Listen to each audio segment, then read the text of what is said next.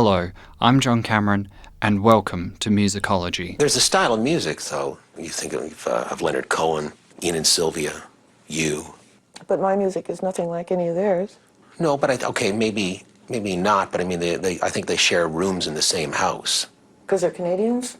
No, but I think that in terms of some of the music was initially when you started, some of it was derived from folk. I think that was a common element. I wouldn't put myself in that group. It would be What's Wrong with This Picture. If anything, I have a relationship to Leonard. Gordon Lightfoot is another person. No relationship to Gordon Lightfoot. I'm much more related to Miles Davis and Edith Piaf. If you want to put me in a group, I'll tell you, nobody ever puts me in the right group. You want to know the group I should go in? The black press gets it. To put the desire to write with more content, with a desire for a more complex melody was my creative objective. For anyone that can claim to know anything about music, Joni Mitchell is one of the greatest artists of all time. In 1977, she had 8 albums to her name, each more remarkable and innovative than the last. Somehow undertaking a smooth transition from folk to jazz, her powers of adaptation seemed unfettered, with little to no indication on what she would progress to next. I was still searching for a band that could play my music to my satisfaction. Harmonically and rhythmically, my music was eccentric. And as it turned out, it was only musicians who had a jazz background that could comprehend the voicings of the music, which weren't just majors, minors, or seventh chords, but they were eccentric. I guess that's something and jazz musicians could pick up on it. So it was jazz players that I laminated my music with. And in the process, I fell into a circle of those players, and I began to spend more and more time in jazz clubs. It was the beginning of a jazz education which started back in my teens.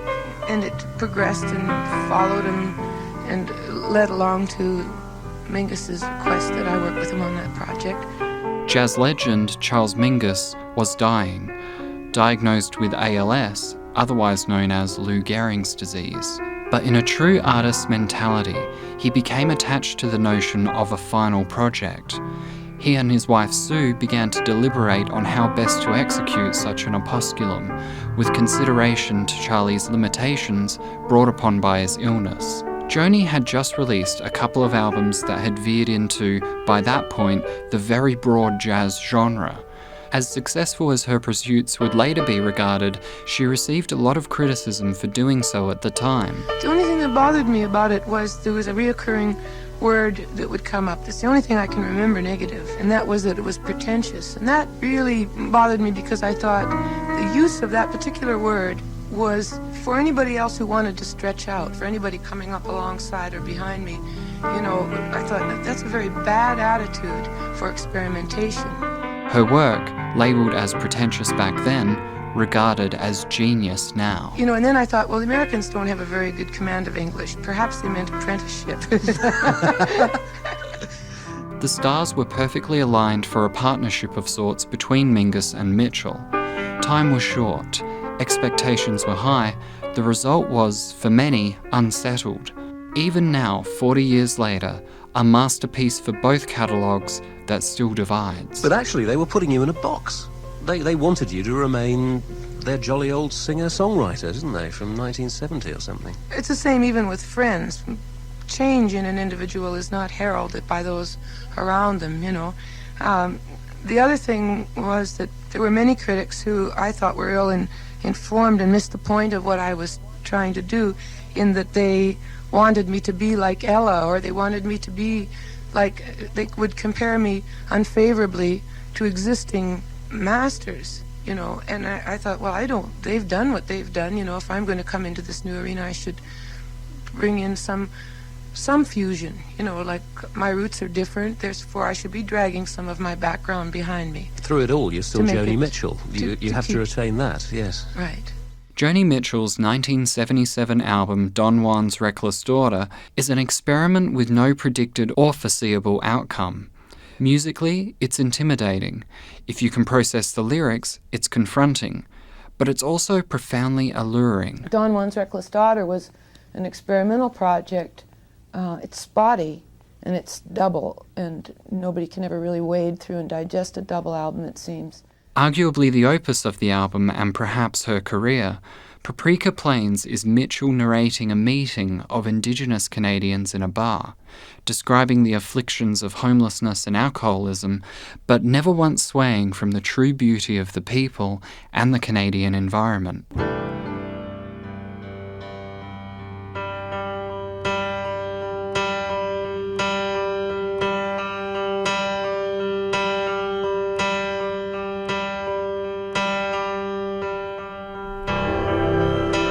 Well, what happened there was I got sick again, and I spent a year in bed, and a couple of months in hospitals, and then in bed. And one day I got up and I went to my piano, and I sat down, and I could not hit a wrong chord. I was like a savant, you know. I called up my dear Henry, who was my engineer for many years. I said, Henry, you know, I don't know what's happening, but I can't hit a wrong chord.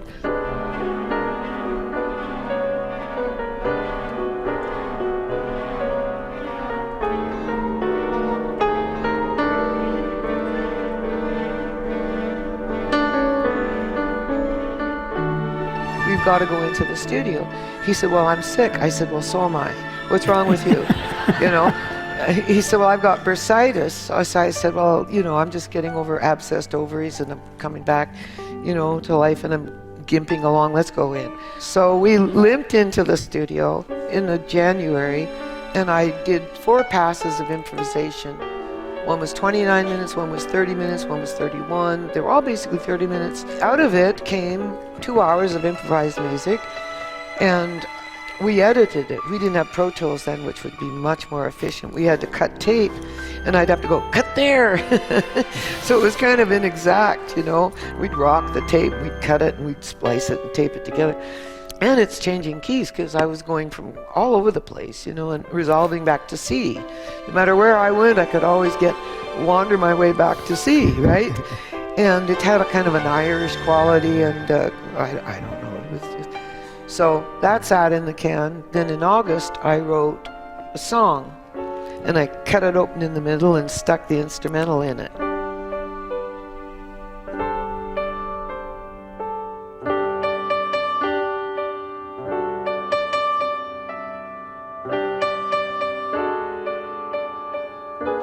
And then I said, Henry, we got to go to New York to put on the strings.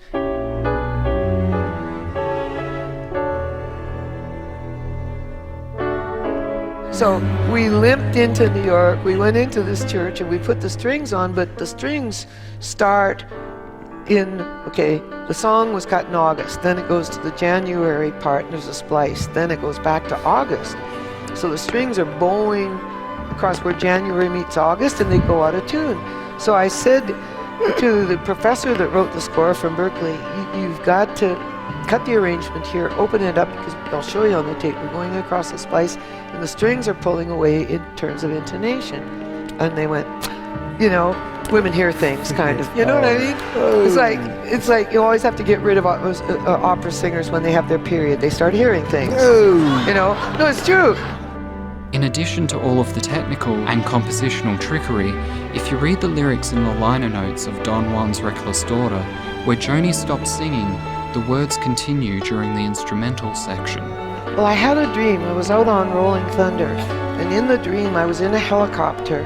I was flying over a landscape that was like paprika silt, you know, like Arizona or something. Red soil, but very powdery and not a lot of foliage.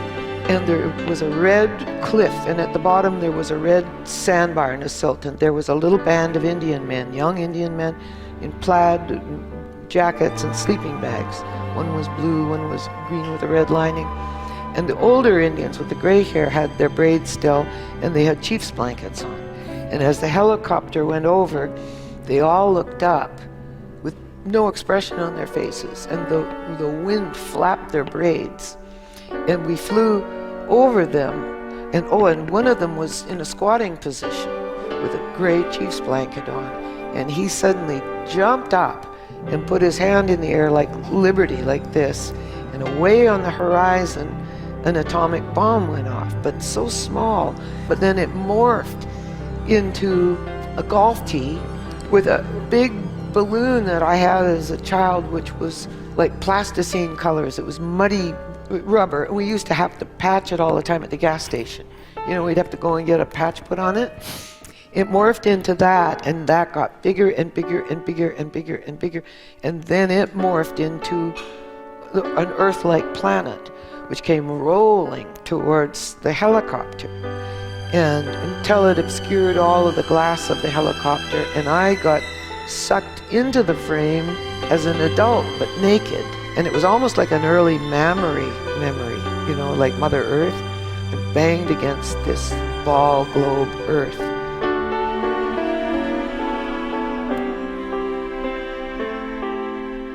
That was the dream. And so when I was playing the instrumental music, that's what I was thinking about. It was kind of the visuals that were going on inside my head. And when I wrote the song, it takes place in a dance hall where, with a galvanized roof, and the rain is coming down. And this is very Saskatchewan. I played in a club, and during our set, Chuck Mitchell and I, it began to rain, and the whole audience got up and went outside to watch it come down.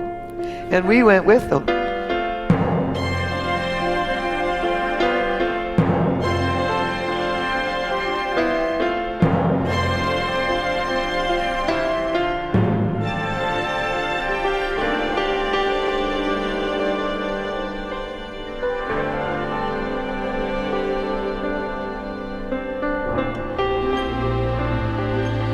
I was a dancing fool from 12 till I left home in 19, and it turned into all those dumb froogie frog monkey dances, you know. But when it was the Lindy Hop or the Harlem Lindy partner dances, I was active and was always in dance halls that I wasn't supposed to be in, public dance halls, you know.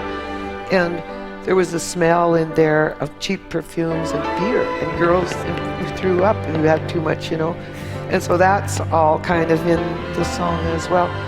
And the natives congregating on Railway Avenue as they did in most cities, and drinking if they could, or licking shoe polish if they couldn't, and drinking alcohol, anything that they could get the alcohol out of. And I remember as a child in Maidstone, redskin Indians, mahogany people, coming to town in their beaded leathers to trade, and they would trade their leathers for flour and stuff like that. Yeah, all of those things kind of come together and make up that text. The rain retreats like troops to fall on other fields and streets. Meanwhile they're sweet talking and name calling and brawling on the fringes of the floor. I spot you through the smoke with your eyes on fire from J&B and Coke. As I'm coming through the door, I'm coming back for more.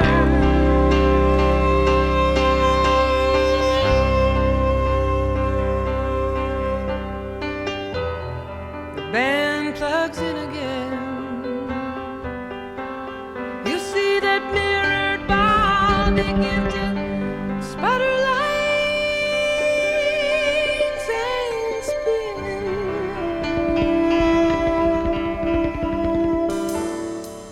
Dizzy on the dancers, geared to chain of rhythm. No matter what you do, I'm floating back to you.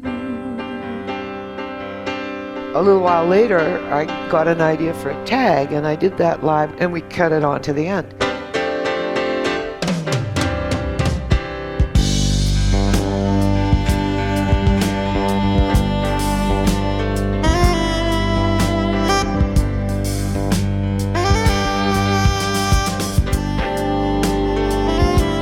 Ultimately, Paprika Plains would be more than Joni once again proving her genius.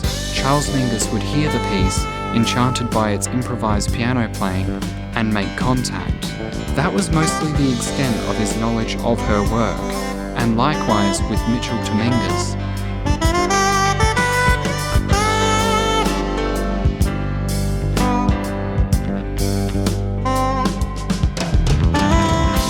done like a film. It was done on location in different spots. Well, when I met Mingus and I went up into his building and the door opened, his wife said the first thing he said to me was, "You're that skinny-ass folk singer." But the first thing I remember him saying was, "The strings on Paprika Plains are out of tune."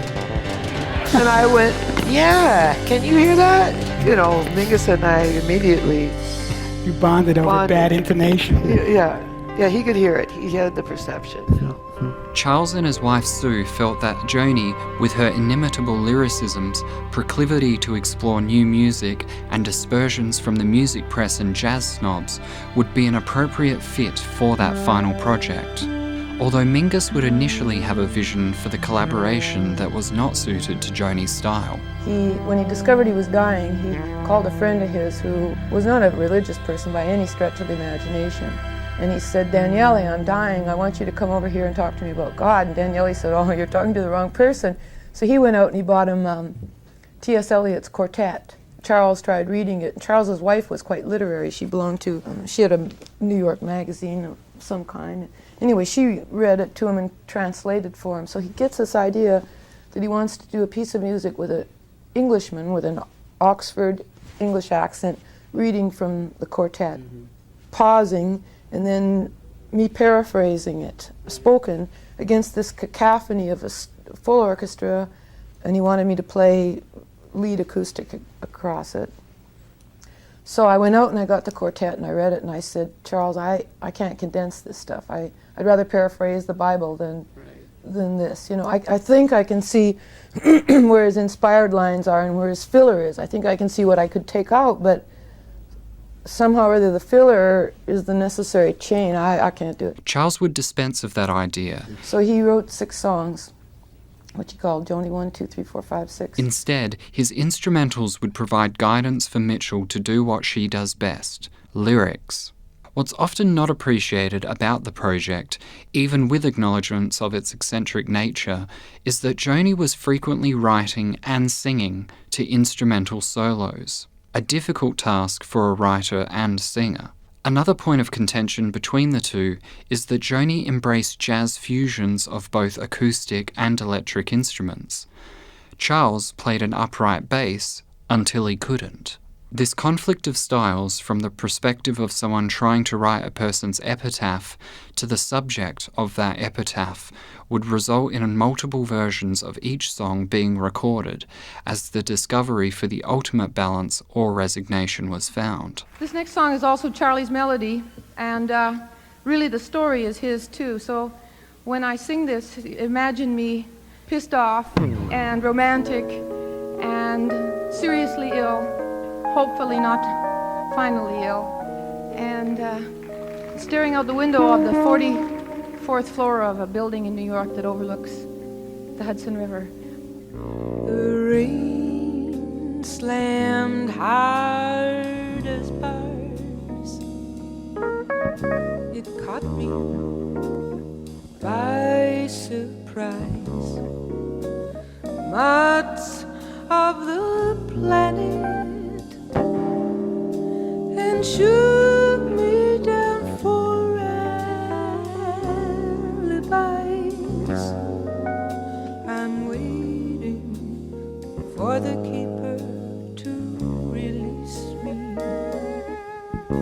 debating this sentence, biding my time.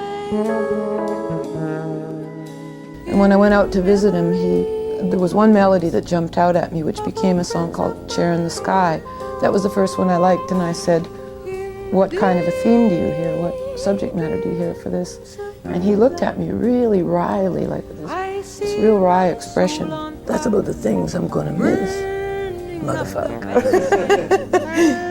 Next time I'll be bigger, I'll be better than ever, I'll be happily attached to my cold hard cash. But now Manhattan holds me to a chair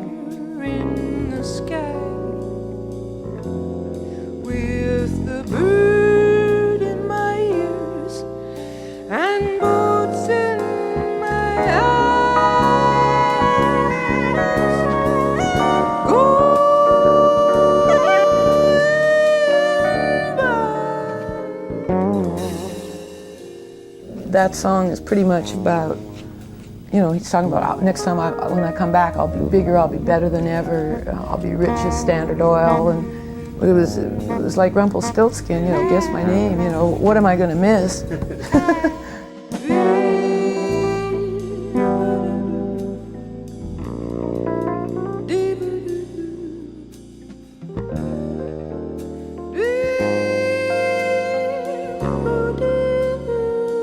Mingus gifts Mitchell with a copy of his autobiography, Beneath the Underdog.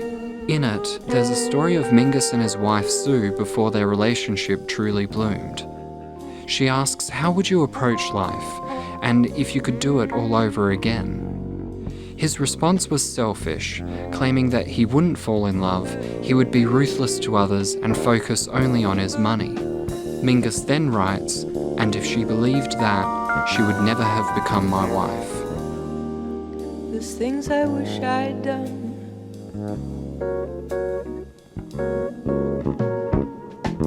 Some friends I'm gonna miss. Beautiful lovers I never got the chance to kiss. Daydreaming drugs the pain of living. Processions of missing lovers and friends fade in, and they fade out again in these daydreams of rebirth. I see myself in style, raking in what I'm worth. Next time I'll be bigger, I'll be better than ever. I'll be resurrected royal, I'll be rich as Standard Oil. But now Manhattan holds me to a chair in the sky with the bird in my ears and boats in my eyes.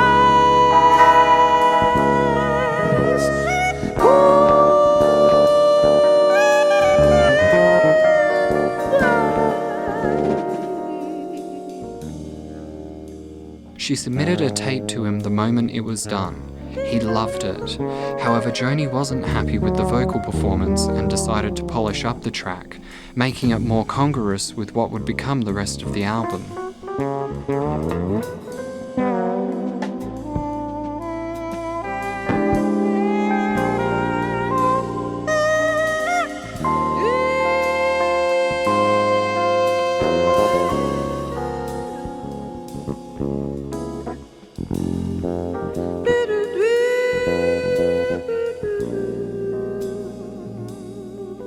When I finished it, I think he was very surprised that I would have that insight into him, and yet at the same time, intuitively, he knew I would. He must have, otherwise he wouldn't have called. For a short time, A Chair in the Sky would be the project's title, protested by Mingus's wife Sue for the perceived physical representation of Charles in his final days.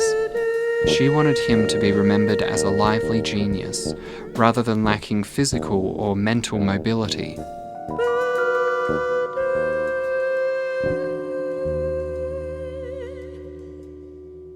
It was a great opportunity to study with a great teacher. I felt that it was meant to be, in that I've been sticking my big toe into the lake of jazz, metaphorically, and Charles pushed me right in. Goodbye Pork Pie Hat is a jazz standard composed by Mingus in 1959 as an elegy for the recently deceased saxophonist Lester Young. Charlie assailed me with all kinds of Lester Young history. What Lester's father was like, how he grew up. He played me a lyric that had been set, Goodbye Pork Pie Hat at that point was a song that had been around for a number of years already, without lyrics. And Hendrix had set words to them. And Hendrix was one of my teenage heroes. So he played me this version that Hendrix had written. And he watched me while I listened to it. Charlie was looking at me. And it was awful. It was maudlin. It was like, you know, oh, the poor black guy on the Chitlin circuit, right? It was like not good. When it was all done, Charlie looks at me and he said, it's awful, isn't it? It's awful.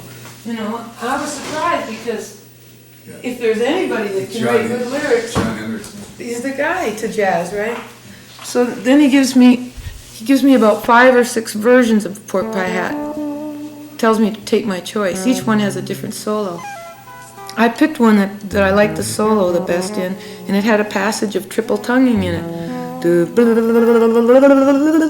So I said, well, I like this one the best, but I suppose you want me to set lyrics, you know, to this section too. He says, yeah. Well, it's humanly impossible, you know. So not only was it hard to memorize that melody. It was like an aria, you know. It was very complex, that solo. When Charlie speaks of Lester, you know someone great has come. The sweetest swinging music man had a porky pig hat on, a bright star in a dark age.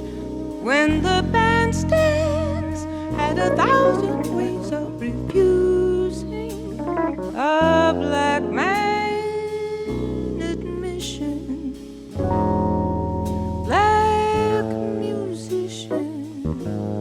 In those days they put him in an underdog position.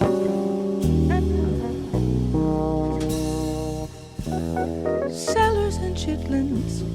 Embedded in Charlie's recollections of Young is a narrative of observed change, from and for the perspective of 2 black men. As the lyrics were penned by Joni, she integrated her own experience of the time, which was essential to completing the double tribute.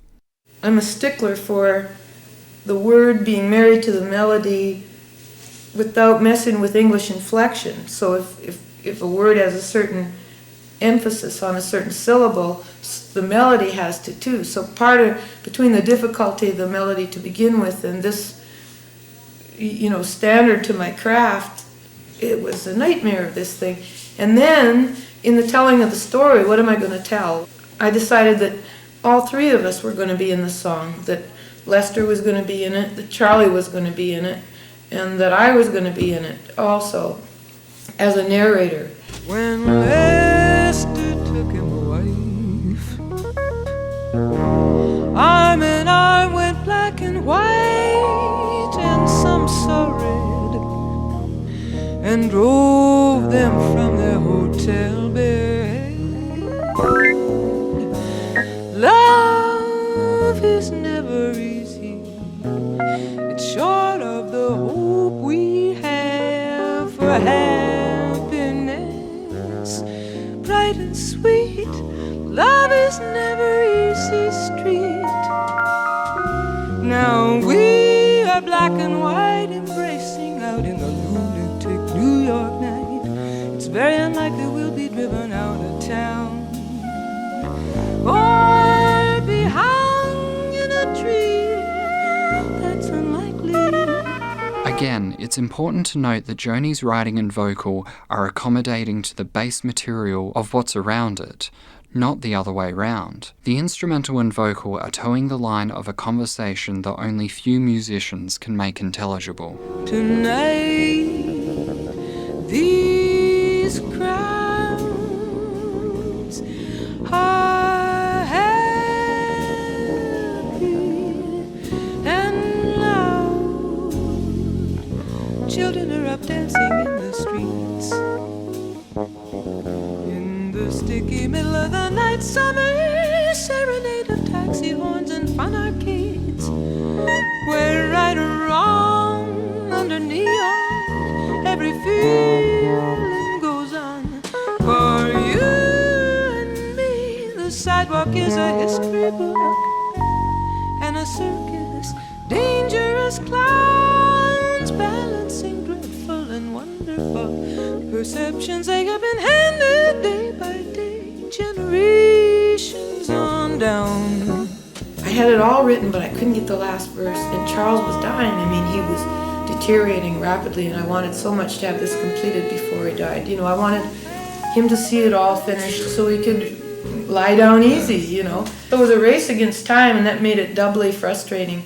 And I couldn't get an ending, and And one night, Don Elias and I took a bus uptown, and for some reason, he decided we should get off a block early.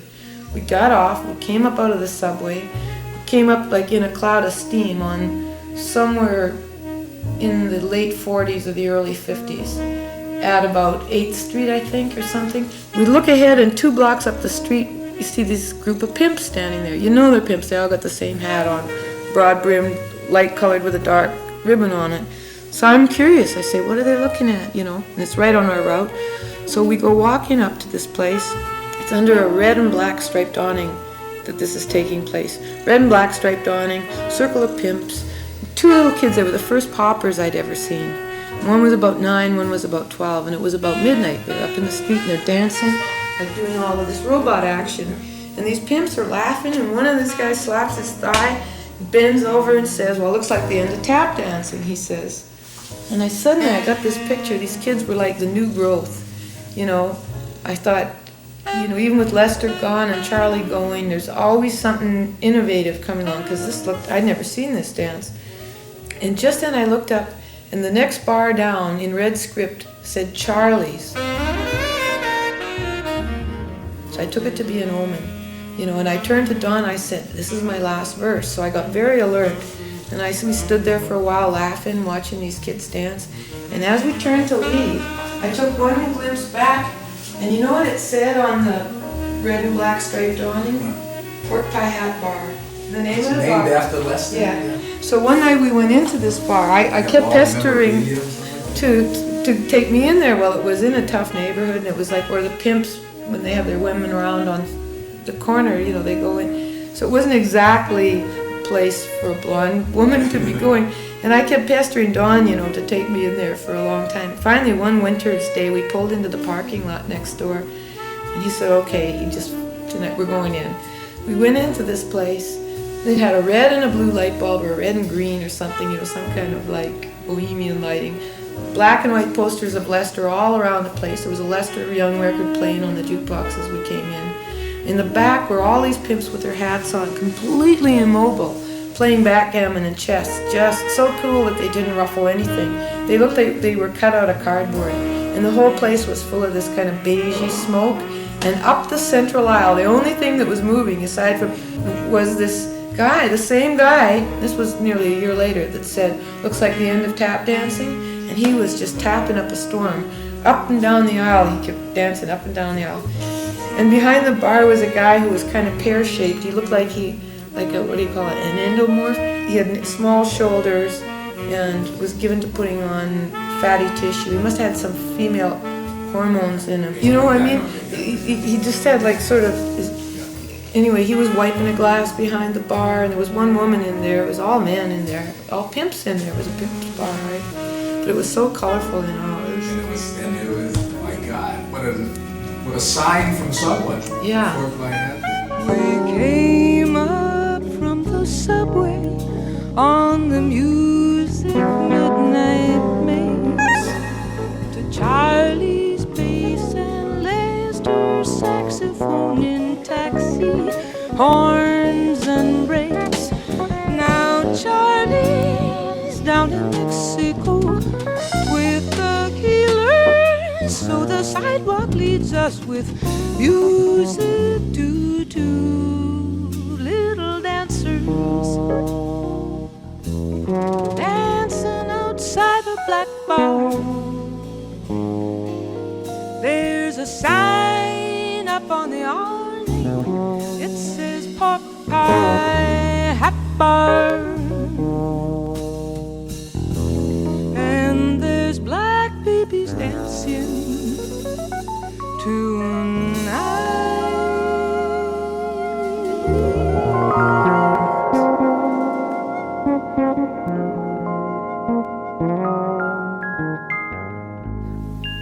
I've been working on a different kind of project for me. put down my instruments, and I've been writing words to Charlie Mingus's music.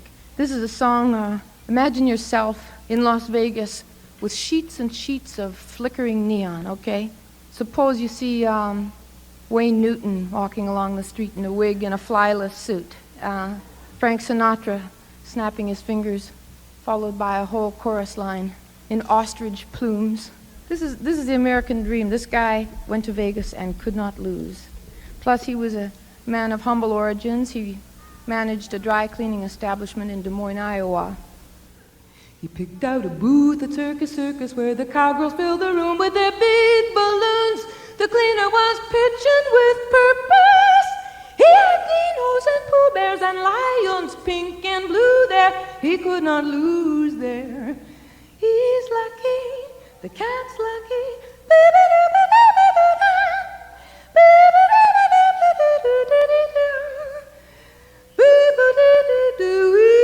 It's all luck, it's just lucky.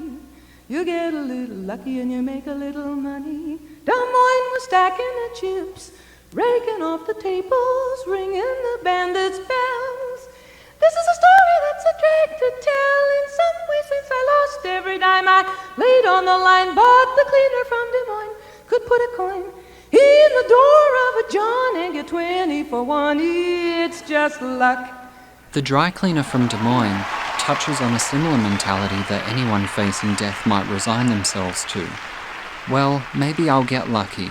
Look at that sign. Look at that guy. All this while knowing the odds are against you. It's a light-hearted song until you start to apply a more psychoanalyzed meaning to it, particularly the circumstance of its writer. Some people have all the luck. I'm stuck in a slot that's hot. I keep hearing bells all around me, jingling the lucky jackpots. They keep you tantalized.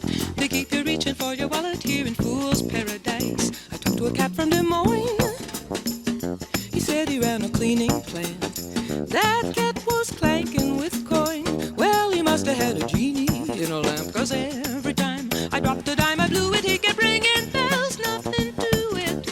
He got 3 oranges, 3 lemons, 3 cherries, 3 plums. I'm losing my taste for fruit, watching the dry cleaner do it like Midas in a polyester suit. It's all luck, it's just luck. You get a little lucky and you make a little money. When Charles played Joni the instrumental, he stated that it would be about gambling. Mingus declared himself an expert slots player, proclaiming frequent wins. I followed him down the strip. He picked out a booth at Circus where the cowgirls filled the room with their big balloons. The cleaner was pitching with purpose. He had dinos and Pooh Bears and lions, pink and blue there. He couldn't lose there.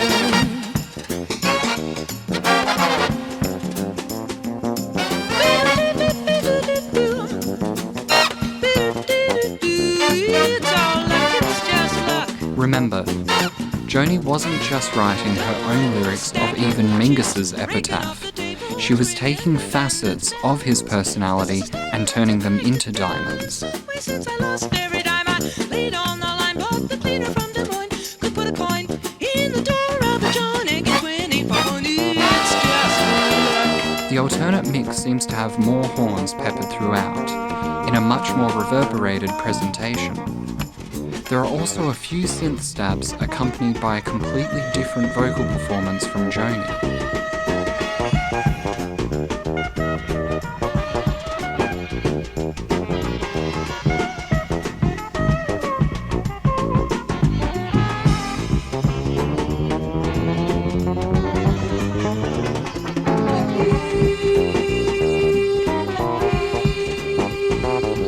Other than a few additions or changes made to the multitrack, the song appears to have always been structured the same, a very clear, consistent vision for its final product.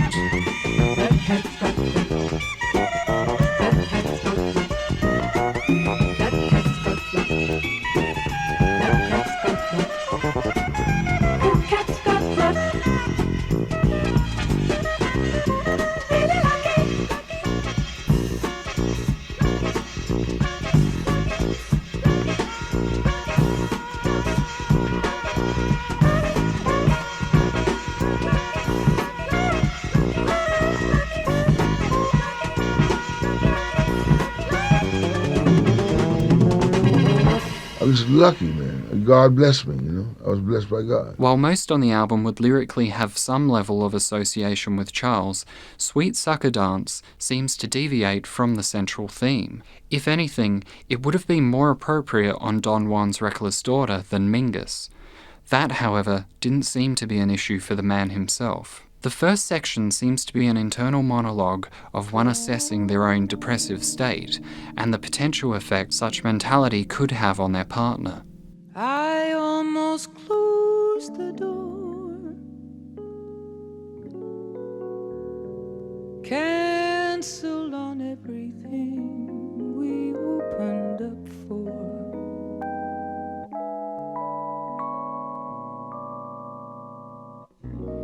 Tonight the shadows had their say. Their sad notions of the way things really are. Damn these blues, they turn my heart against her. Now the narrator is posing criticisms of love, revoking it to something undertaken by fools, and perhaps trivializing it to only a dance, something fleeting, something in the moment. But by using a dance as a metaphor, it acknowledges the symbiotic nature of these feelings. Since I was fool enough to find romance, I'm trying to convince myself this is just a dance.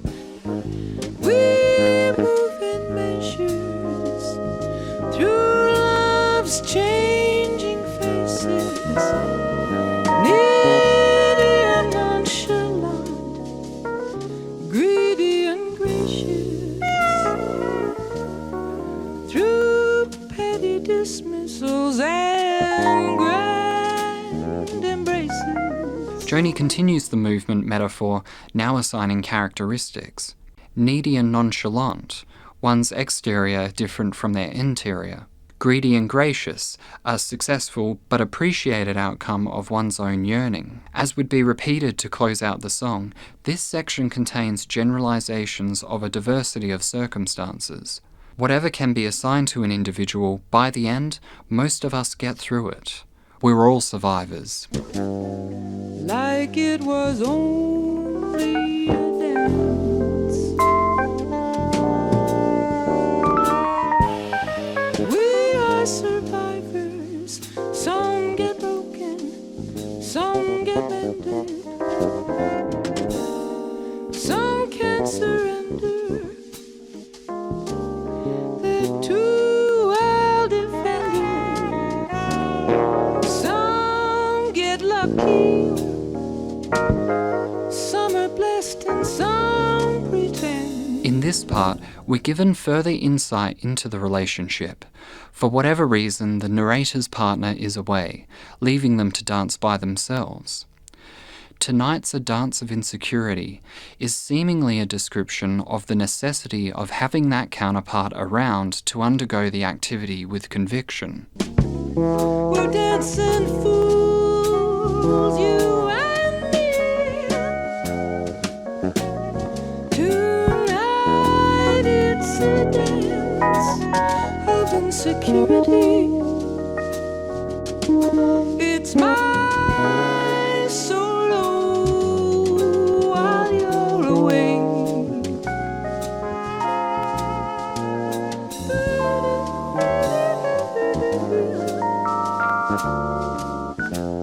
Shadows have the saddest things to say.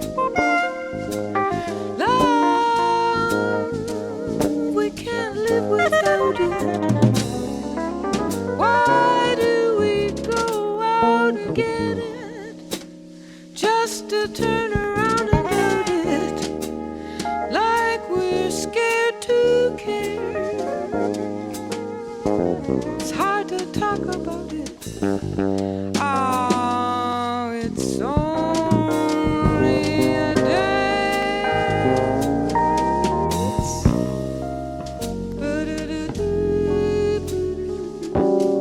The internal monologue continues, this time questioning the integrity of the person's feelings of love. What's brought their thoughts to this is hard to decipher, especially as it leads into the next part. Tonight the shadows had their say. There's a soccer born a day, I heard them say, born to lose. Am I a sucker to love you? In this section, it's almost as if she's fighting against her earlier doubts, highlighting her man's character. This time, it doesn't come across as though love is merely a dance, but the one she loves makes that dance so easy. You're such a sweet love. You're a proud man. You're a treasure. Time passes gracefully. Living can be such a pleasure. You make it easy to take it in measures. It's only a day.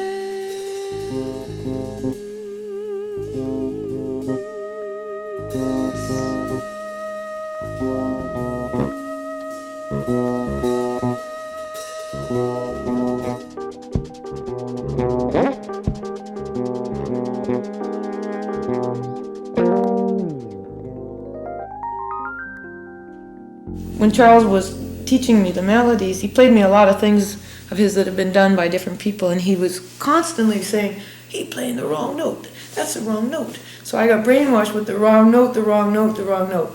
Well, when it came to writing this one song called Sweet Sucker Dance, at the end of a phrase, when I got my words on it, it was supposed to go ba ba ba ba da do do to a blue note, like ends up on, you know.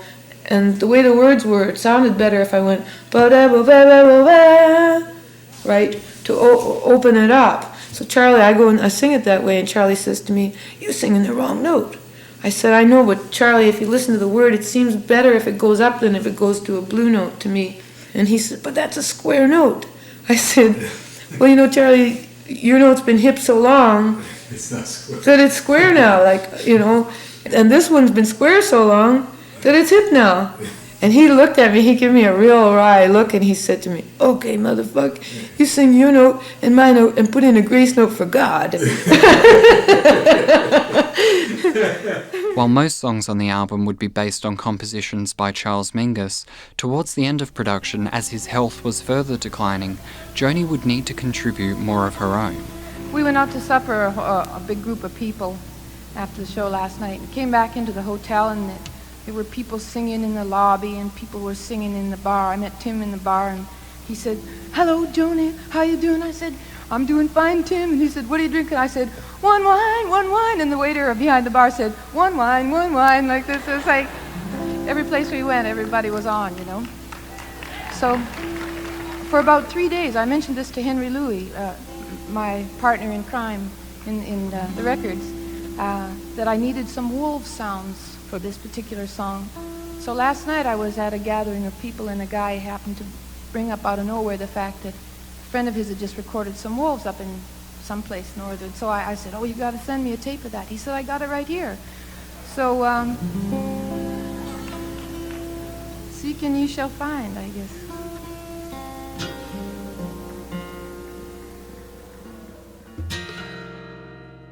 These convenient circumstances gave rise to The Wolf That Lives in Lindsey.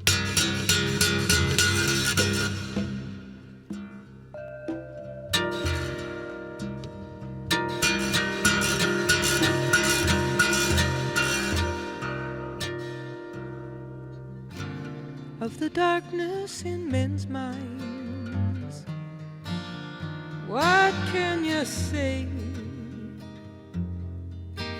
that wasn't marked by history or the TV news today? he gets away with murder. The blizzards come and go, the stab and glare and buckshot of the heavy, heavy snow. It comes and goes, it comes and goes. The sounds of howling and the saturated reverb on the guitar gives the mix a more tense personality, perhaps accentuated by the fact that Joni and percussionist Don Elias recorded the track live. Overdubs of keys and the ever-important woof sounds would be added to the song at a later point. The described character Lindsey is used as a portrait of the darkness that resides in a man's mind, represented by that of a wolf.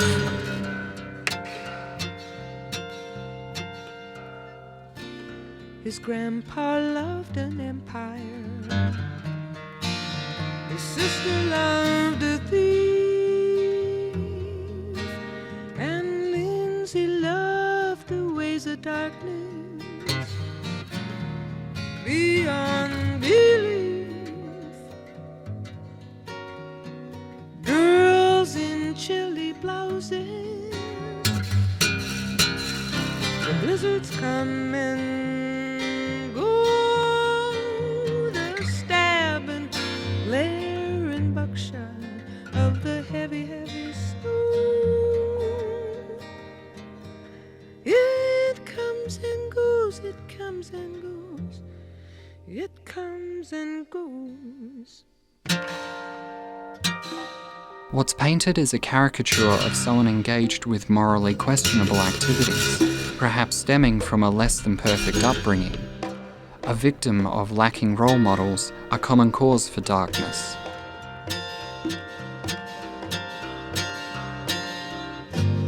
The cops don't seem to care for derelicts or ladies of the night. They're weeds for yanking out of sight.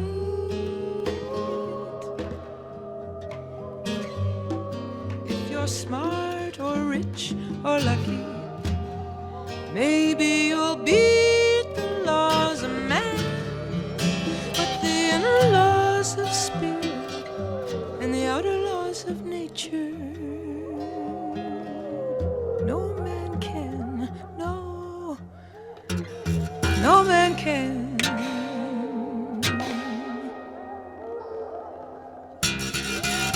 Corruption, cronyism, criminality.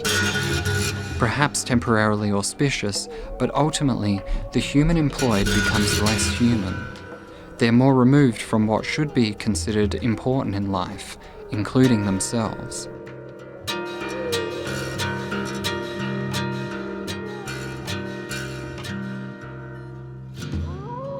There lives a wolf in Lindsey that raids and runs through the hills of Hollywood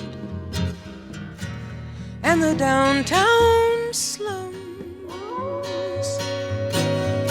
He gets away with murder. Blizzards come and go.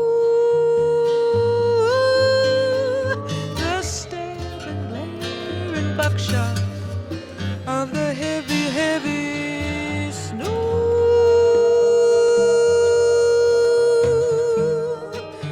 It comes and goes.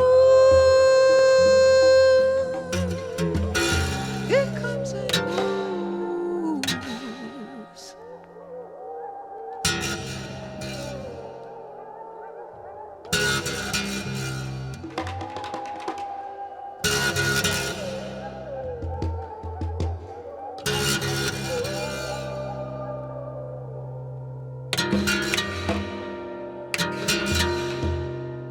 The wolf that lives in Lindsey is also out of place on the album.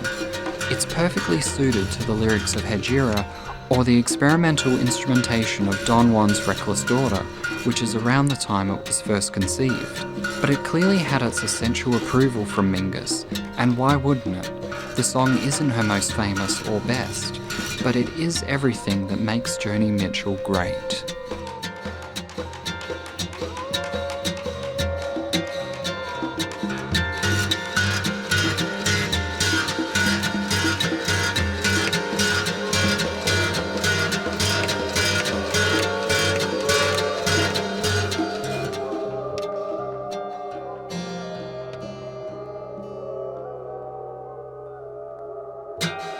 Joni would write in the album's liner notes, Charles Mingus, a musical mystic, died in Mexico January 5, 1979 at the age of 56. He was cremated the next day. That same day, 56 sperm whales beached themselves on the Mexican coastline and were removed by fire. These are the coincidences that thrill my imagination. My process of learning has been peculiar. I don't have the right kind of brain for an academic. I learn most intensely by admiration. If I admire something or am interested in something, I become very alert and I take in a lot all at once, and it stores and then it mulches and it sifts down. The last song recorded for the project was God Must Be a Boogie Man, the only track that Charles never got to hear.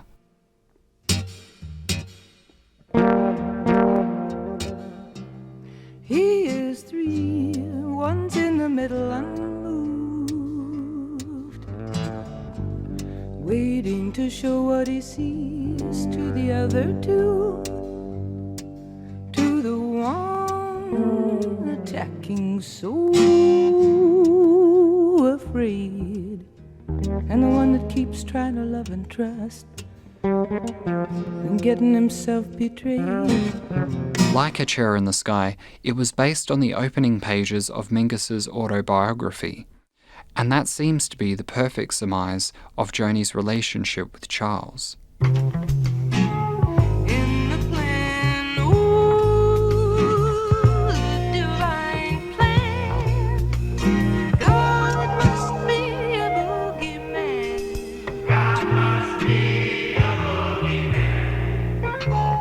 The song was attempted with 3 different bands.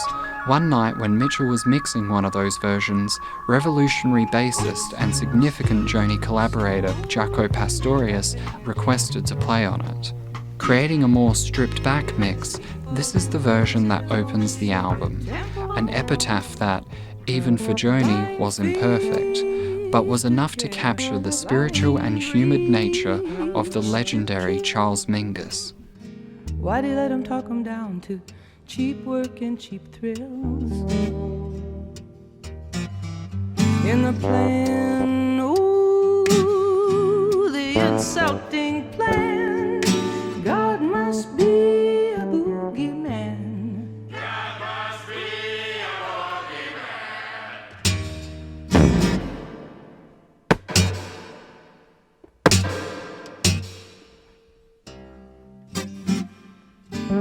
It's almost hard to think of Mingus as a Charles Mingus album. Joni Mitchell never had been produced before and, in a sense, still hadn't with that project.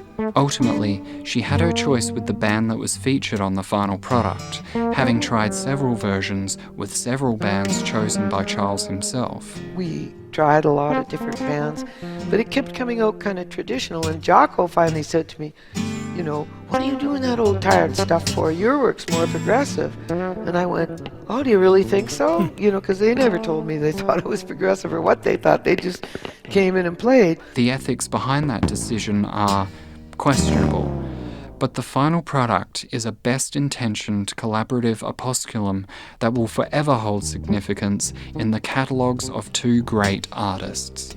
Which would it be, Mingus 1 or 2 or 3? Which one do you think he'd want the world to see? Well, world opinion's not a lot of help when a man's only trying to find out how to feel about himself. In the plan, ooh, the cockeyed plan, God must be a boogie man.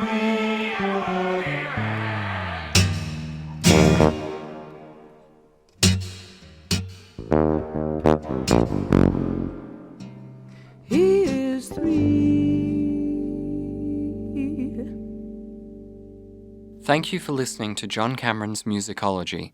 If you've enjoyed the show, please consider rating and reviewing on iTunes or sharing on social media.